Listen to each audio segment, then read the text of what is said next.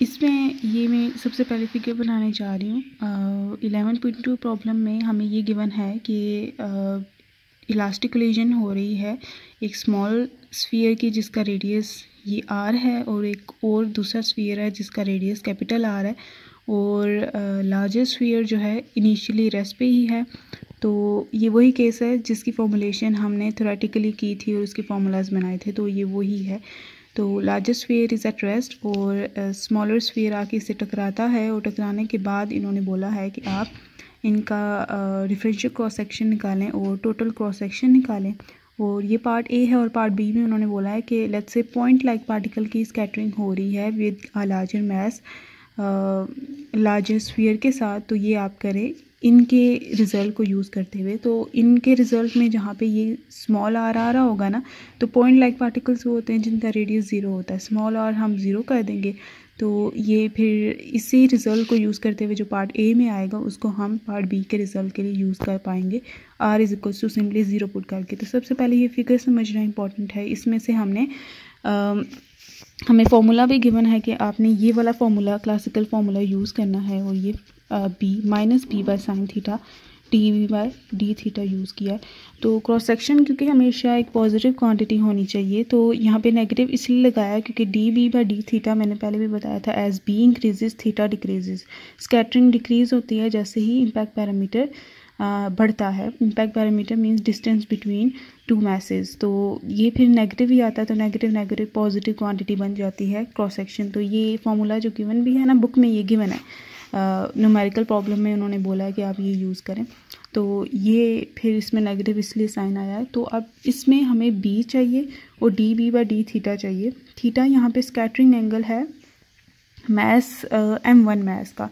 तो M1 ये मैं इनका पहले रेफरेंस इकट्ठा बना लूँ, ठीक है, ये इनके सेंटर से, ठीक है। तो इनके सेंटर से तो इम्पैक्ट पैरामीटर क्या होगा इनका, ये वाला डिस्टेंस, ठीक है, ये वर्टिकल डिस्टेंस इम्पैक्ट पैरामीटर होता है। जैसे अगर हम यहाँ से देखें तो ये जो है ना, ये वर्टिकल कंपोनेंट, ये इसका इम्पैक्ट पैरामीटर बनेगा। और स्कैटरिंग अगर देखें तो ये स्कैटर करेगा ऐसे थीटा वन एंगल के साथ, ठीक है, जिसे हम थीटा का नाम यहाँ पे दे रहे हैं। तो ये थीटा वन यहाँ पे मैं लिख देती हूँ just for the sake of similar हो जाए नोटेशन। तो ये थीटा वन इसकी स्कैटरिंग एंगल हो गया, और इसी तरह से ये जो मैस है ये इस तरह से स्कैटर होगा, ये थीटा टू एंगल बना रहा होगा, ठीक है। तो ये जो एंगल है और ये जो एंगल है ये सिमिलर होते हैं, ये भी थीटा टू हो जाएगा।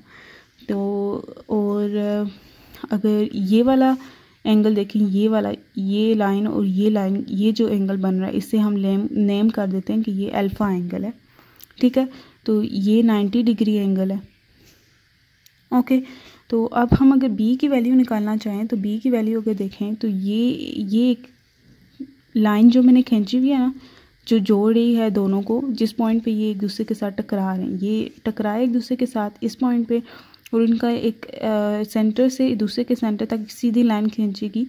और ये यहाँ से यहाँ तक लाइन जो है ये स्मॉल आर है इसका रेडियस इसका, और यहाँ से लेकर यहाँ तक ये कैपिटल आर है। तो ये पूरा जो हाइपोटेनियस बन रहा है ये आर प्लस कैपिटल आर है, और इसके टू कंपोनेंट्स बनते हैं, एक ये वर्टिकल कंपोनेंट और ये हॉरिजॉन्टल कंपोनेंट। अगर हम ये अल्फ़ा वाला एंगल कंसीडर करें, ये अगर हम अल्फ़ा वाला एंगल कंसीडर करें, ये वाला एंगल कंसीडर करें, तो इस एंगल के लिहाज से ये हाइपोटेनियस है, तो ये इसका प्रोजेक्शन गिरेगा, तो ये वाला कंपोनेंट इसका कोसाइन कंपोनेंट बनेगा, और ये वाला साइन कंपोनेंट बनेगा इसका।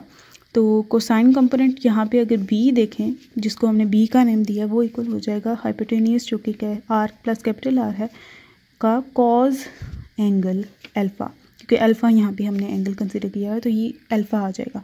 अब हमने बी को निकाल लिया है, लेकिन हमें बी की वैल्यू चाहिए इन टर्म्स ऑफ थीटा वन, क्योंकि हमारे पास जो डेरिवेटिव हमने निकालना है बी का with respect to theta one निकालना है। तो इसलिए बी इज इक्वल टू, अब हम अल्फ़ा की वैल्यू निकालेंगे इन टर्म्स ऑफ थीटा वन, और फिर आगे इसको सिंप्लीफाई करेंगे। तो इसके लिए इस फिगर को दोबारा कंसिडर करते हैं। ये एंगल अल्फ़ा है, ये एंगल 90 है, ये एंगल थीटा टू है, ठीक है। तो इसके लिए सबसे पहले ये तो देखें, तो ये एक ट्रायंगल बन रहा है ये वाला, ठीक है। ट्रायंगल का जो टोटल एंगल है वो हमेशा 180 डिग्री होता है। इसके तीनों एंगल्स का सम हमेशा 180 डिग्री होना चाहिए। तो हम इसी चीज़ को यहाँ पे लगाते कि 180 degree should be equals to, एक एंगल है 90 प्लस दूसरा एंगल है यहाँ पे अल्फ़ा और तीसरा एंगल थीटा 2 है। तो थीटा अल्फ़ा की अगर हम वैल्यू निकालना चाहें तो ये सारे उधर चले जाएंगे, क्योंकि अल्फ़ा की वैल्यू हम थीटा 1 की रिस्पेक्ट से निकालना चाहते हैं। तो ये इधर चले जाएंगे, 180 minus 90 minus theta 2 is equals to alpha. तो अल्फ़ा आ जाएगा 90 माइनस थीटा 2। ठीक है, अल्फ़ा आ चुका है 90 माइनस थीटा 2, लेकिन हमें थीटा 1 की रिस्पेक्ट से चाहिए। ठीक है, थीटा 1 अगर हम देखें तो अब यहाँ पे हम ये वाला फार्मूला यूज़ करेंगे जो हमने पहले भी किया था कि sine theta divided by cos theta plus m1 divided by m2। यहाँ पे जो लार्जर स्फीयर है उसका मास बहुत ज़्यादा है as compare to smaller sphere. तो यहाँ पे एक अप्रोक्सीमेशन हम लगाएंगे कि m2 बहुत बड़ा है as compare to m1, such that कि अगर m1 डिवाइडेड बाय m2 करेंगे, डिनोमिनेटर बहुत बड़ा है और न्यूमरेटर बहुत छोटा है, तो ये जो वैल्यू आएगी वो अप्रॉक्सीमेटली ज़ीरो आएगी। तो इसको हम अप्रॉक्सीमेटली ज़ीरो करेंगे और ये हम अप्रॉक्सीमेशन लगा के कहेंगे कि ये sine theta divide by cos theta बच गया, क्योंकि ये ज़ीरो हो गया ना, तो ये सिर्फ बच गया और ये होता है टेन थीटा।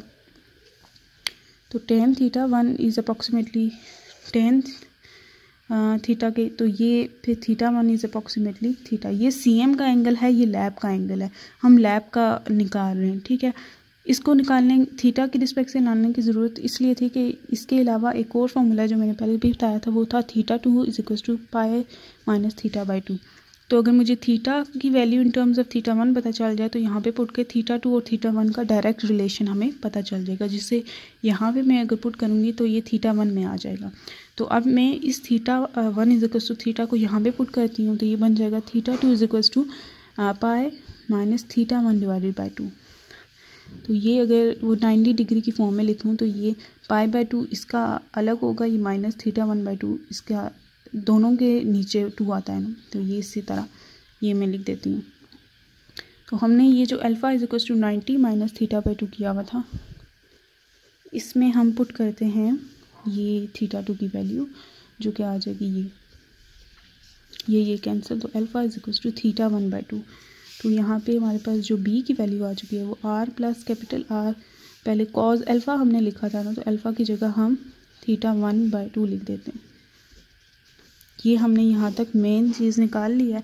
अब इसका डेरिवेटिव लेंगे विद रिस्पेक्ट टू थीटा 1 और यहाँ पे पुट कर देंगे और b की वैल्यू भी ये वाली पुट कर देंगे और आगे सिंप्लीफाई करेंगे, जो कि पार्ट 2 में मैंने किया हुआ है, वो मैं शेयर करती हूँ।